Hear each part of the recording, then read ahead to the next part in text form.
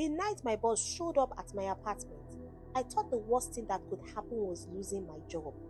But the next morning, someone was dead, and somehow, I was the suspect. My name is Amaka. 3 years ago, I moved to Lagos from Owerri, hoping to start a better life. Like many people who come to Lagos, I believed hard work would eventually pay off. But Lagos can be a cruel city. Jobs were difficult to find, rent was expensive, and most nights, I fell asleep worrying about the future until I got a job that changed everything. I became the personal assistant to Mr. Kunle Adeyemi. Everyone in Lagos knew his name. He owned luxury hotels, construction companies, and half the high-rise apartments in Victoria Island. People called him a billionaire. Working for him meant I had finally escaped poverty. Or so I thought. Mr. Adeyemi was not an easy man to work for. He was powerful, intimidating, and surrounded by bodyguards and politicians. But he trusted very few people, and somehow, I became one of them. I handled his meetings, schedules, and private documents. Sometimes I even worked late nights in his office. But there was one rule he always repeated: never get involved in my personal life. At that time, I didn't understand why. One Friday night, the company held a massive celebration at a luxury hotel in Lekki. Mr. Adeyemi had just secured a billion naira government contract. Politicians were present, celebrities were present, the champagne never stopped flowing. But something unusual happened that night. Mr. Adeyemi was drinking heavily, much more than usual, and he looked angry.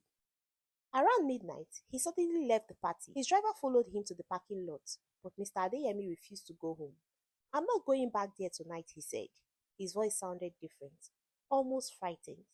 Then he turned to me. Amaka, take me somewhere safe. I didn't know what to do, but he was clearly too drunk to think properly. So the driver suggested something simple. Madam, let's take Oga to your place. He just needs to sleep. My apartment was a small one-bedroom flat in Surulere. Nothing fancy, just enough space for me. But that night, one of the most powerful men in Lagos was sleeping in my bed. He passed out almost immediately. I locked the door and slept on the couch. I remember thinking how strange the whole situation was, but I had no idea the nightmare that was about to begin. At around 5 a.m., I woke up to loud knocking on my door. Police. 3 officers standing outside. My heart started racing. Are you Amaka Okori? One of them asked. Yes. Then he said something that made my blood run cold. We need to ask you some questions about Mr. Kunle Adeyemi. I was confused. He's inside.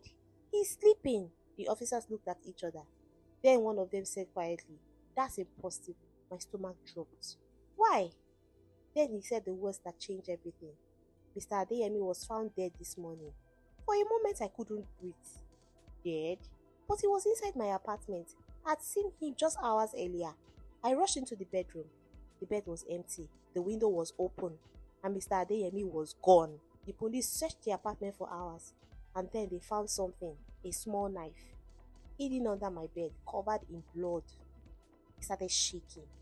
That's not mine, I kept saying. But no one believed because the news had already broken across Lagos. Billionaire businessman found murdered, and the last place he had been seen alive was my apartment. Within hours, my face was all over social media. Blogs called me his secret lover. People accused me of killing him for money. My phone wouldn't stop ringing.